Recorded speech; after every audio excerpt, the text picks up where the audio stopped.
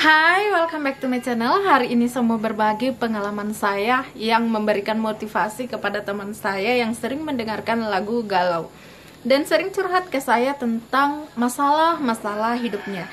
Jadi saya memberikan motivasi kepada dia supaya merubah apa yang dia dengarkan menjadi lirik-lirik lagu yang penuh rasa syukur atau sholawat, karena kebetulan dia beragama muslim, dibanding lagu yang liriknya tentang ditinggalkan kekasih atau apalah yang lain. Ketika saya memberikan motivasi kepada dia, kebetulan teman saya yang jiwanya optimis datang menimpali bahwa yang saya katakan itu adalah benar. Apa yang kita dengarkan merubah mindset kita, pikiran kita, dan keluar menjadi perkataan sebagaimana yang kita yakini sebagai seorang yang beragama adalah setiap perkataan adalah doa. Lalu bagaimana perkataan keluar menjadi doa apabila pikiran kita dipenuhi dengan pikiran negatif? Jadi diawali dengan pikiran negatif, rasa yang positif, lalu keluar menjadi ucapan yang positif yang kita yakini adalah setiap ucapan adalah doa. Jadi teman saya bercerita sering kepada kami bahwa waktu awal menikah dia berhenti di lampu merah dibonceng oleh suaminya. Suaminya yang berprofesi sebagai seorang PNS dan dia sendiri adalah seorang ibu rumah tangga. Dan dia berkata, suatu saat kita masing-masing mengendarai mobil ke kantor. Dan suaminya yang mendengarkan tertawa karena dia halu. Pikiran suaminya saat itu, saya adalah seorang PNS, mana mungkin membeli 2 mobil. Sedangkan membeli rumah saja kita masih numpang.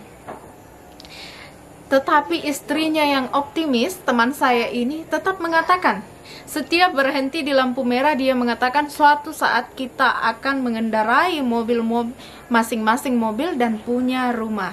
Kita pasti punya 2 anak dan rezeki kita akan mengalir begitu selahirnya anak ini.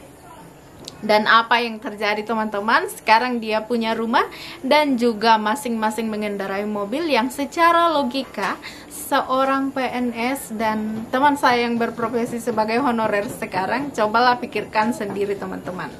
Dia selalu optimis. Dan sekarang dia berbagi cerita lagi bahwa anak pertamanya itu adalah seorang anak yang pemalu. Dan untuk mendongkrak semangat dia, kebetulan anak pertama ini bercita-cita sebagai seorang polwan. Masih anak 8 tahun teman-teman lihat, tetapi dia seorang pemalu tetapi bercita-cita sebagai seorang polwan. Dan cara ibunya mendidik, ibunya yang teman saya ini adalah ketika mau memberikan semangat ke anaknya, karena kebetulan juga suara anaknya ini menurut ibunya indah. Jadi alangkah bagusnya kalau dia sering tampil. Dan untuk membakar semangat dia, ayo ibu polwan silakan menyanyi. Ya seperti itulah teman saya selalu menyebut anaknya ibu polwan mulai dari sekarang.